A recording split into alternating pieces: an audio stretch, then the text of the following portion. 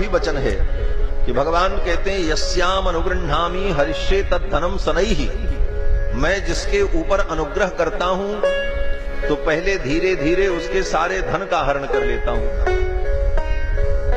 यस्याम अनुगृह्णामि हरिष्ये तद्धनम शनैः।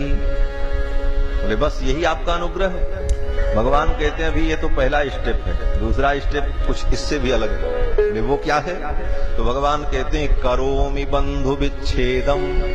उसके परिवार के लोगों से उसको अलग कर देता हूं। उसके साथ साथी बिछुड़ जाते हैं, जिसको बहुत चाहता है वही उससे दूर हो जाता है। करोमि बंधु विच्छेदम, ये दूसरा अनुग्रह मेरा है।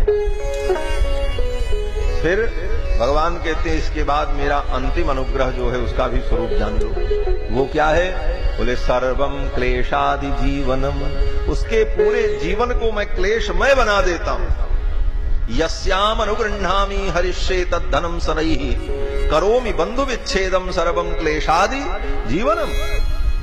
भक्त ने कहा महाराज ये आपका अनुग्रह कौन लेगा? आप उसको दरिद्र बना दो, फिर उसके संबंधियों से भी उसको अलग कर दो, फिर उसके जीवन में दुख का पहाड़ पटक दो, तो आपके इस अनुग्रह को कौन स्वीकार करेगा? भगवान कहते हैं इतना करने के बाद भी जो मेरे भजन में लगा रहता है उसको मैं ऐसे पद पर बैठा देता हूं कि ब्रह्मा भी उसके चरणों में प्रणाम करते। इतना होने के बाद भी जो अपने धैर्य को नहीं छोड़ता, लोग थोड़े में ही धैर्य छोड़ देते हैं। भगवान की कृपा की एक किरण भी नहीं आती तब तक लोग घबरा के छोड़ देते हैं भजन पूजन। एक सज्जन मिले, रोज रामायण पढ़ते थे, मंत्र जपते थे, बड़े नियमनिष्ठ थे, नियम से रहते थे। उनका जवान बेटा मर गया, सब बंद कर दिया, न पूजा न पाठ न रामायण न गीता। एक दिन संत मिले, बोले महाराज बहुत भजन पूजन करते थे, अब कैसा जीवन आपका हो गया? ये अच्छा काम आपने क्यों बंद कर दिया? बोले क्या करें महाराज, हमारा जवान बेटा मर गया, उसी दिन से हमारा विश्वास उठ गया। बोले तुम्हारा विश्वास इतना हल्का था? एक बेटे के मर जाने पर तुमने भगवान की भक्ति छोड़ दी? अरे सारी दुनिया मर जाए फिर भी भगवान की भक्ति नहीं छोड़नी चाहिए।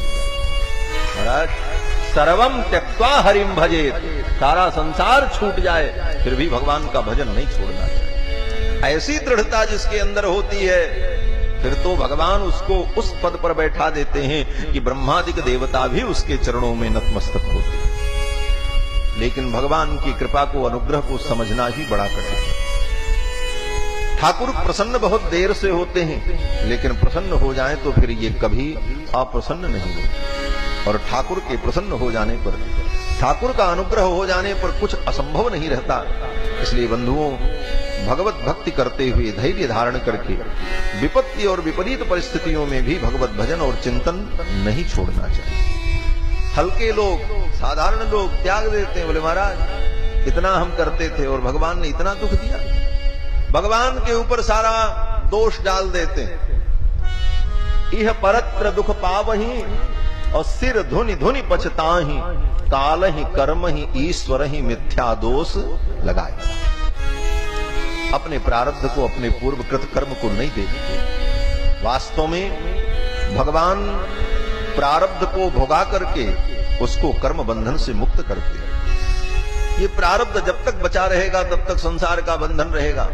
भगवान चाहते हैं कि मेरे भक्तों का प्रारब्ध यहीं पर नष्ट हो जाए, प्रारब्ध भोग करके वो अपने कर्म बंधन से मुक्त हो जाए। इसलिए भगवान अपने भक्तों के प्रारब्ध को भोगा करके समाप्त करते हैं। इस विषय में हमारे आचार्यों ने बड़ा सूक्ष्म चिंतन किया।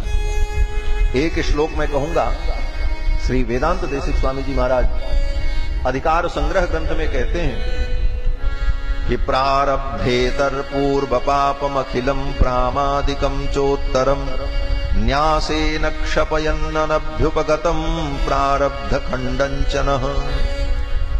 भगवान की शरणागति कर लेने पर भी प्रारब्ध कर्म नष्ट नहीं होता। प्रारब्ध तो भोगना ही पड़ता है, बाकी सब कर्म नष्ट हो जाते हैं। अहम का सर्व पापेभ्यो मोक्षयिष्यामि, सारे पाप को भगवान नष्ट कर देते हैं। लेकिन जो प्रारब्ध भोगने के लिए शरीर मिला है वो प्रारब्ध तो भोगना ही पड़ता है।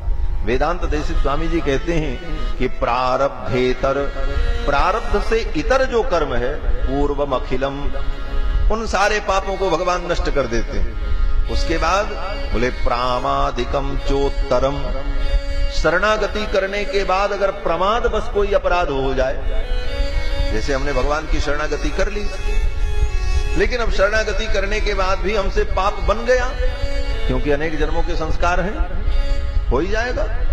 तो प्रमादवश अगर शरणागति करने के बाद भी पाप हो गया तो भगवान इतने कृपालु हैं कि उसको भी नष्ट कर देते हैं। प्रामादिकम चोत्तरम न्यासेन क्षपयन्। और भगवान क्या करते हैं? बोले अनभ्युपगत प्रारब्ध खंडंचनः।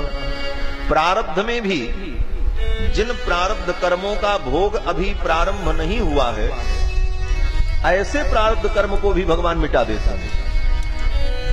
इसके बाद वेदांत देशिक स्वामी जी कहते हैं धी पूर्वोत्तर।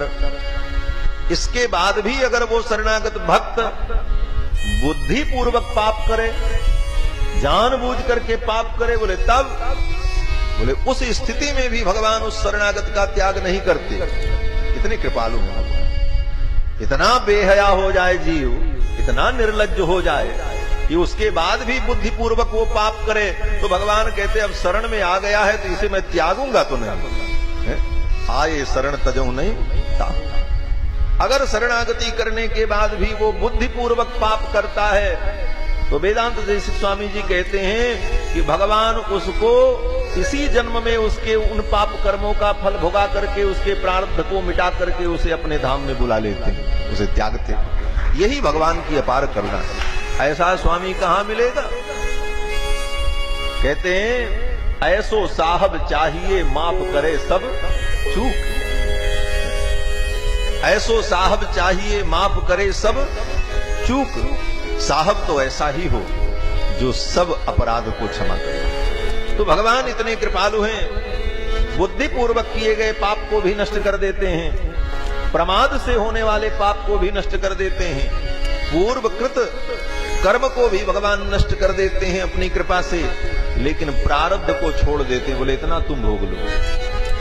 तो जीवन में अगर कोई विपरीत परिस्थिति आवे तो उसमें भी भगवान की कृपा का अनुभव करना कि यही प्रारब्ध है और ठाकुर हमारे प्रारब्ध को यहीं पर भुगा करके हमको कर्म बंधन से मुक्त कर रहे हैं। यह सोचकर अपनी भक्ति को और सुदृढ़ कर लेना चाहिए और मन लगा करके भगवान का भजन और साधन करना चाहिए। ये सिद्धांत है। भगवान कहते हैं हे इंद्र, जब मैं किसी के ऊपर अनुग्रह करता हूं